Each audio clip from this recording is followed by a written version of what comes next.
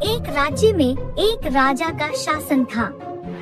हर सप्ताह पूरी शानो शौकत से नगर में उसका जुलूस निकला करता था, जहां प्रजा उसके दर्शन किया करती थी। एक दिन एक नन्हा चूहा उसी राजमार्ग के किनारे किनारे कहीं जा रहा था, जहां राजा का जुलूस निकलने वाला था।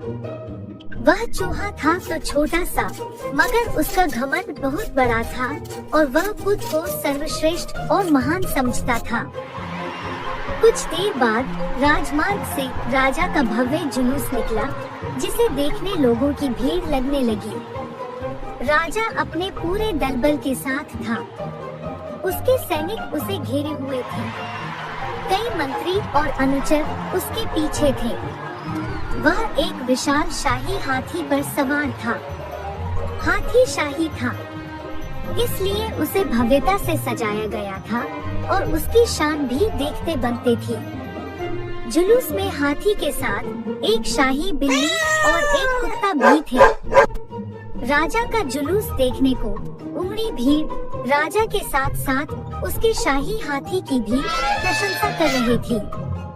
यह सुनकर घमंडी चूहे को बहुत बुरा लगा। वह हाथी को गौर से देख के फिर सोचने लगा, इसमें ऐसी क्या खास बात है जो मुझ में नहीं?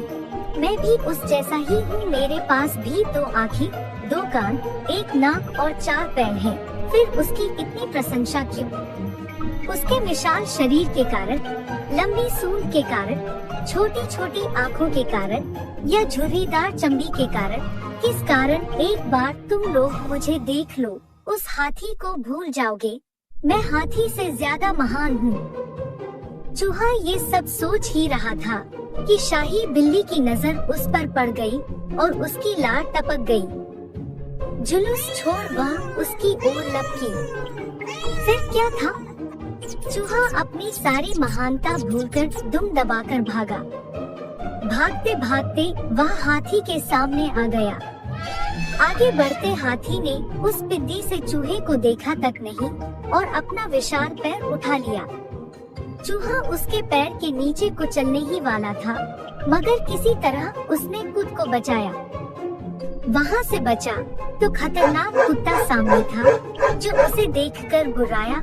चूहा पूरी जान लगाकर वहाँ से भागा और राजमार्ग के किनारे स्थित एक छेद में घुस गया।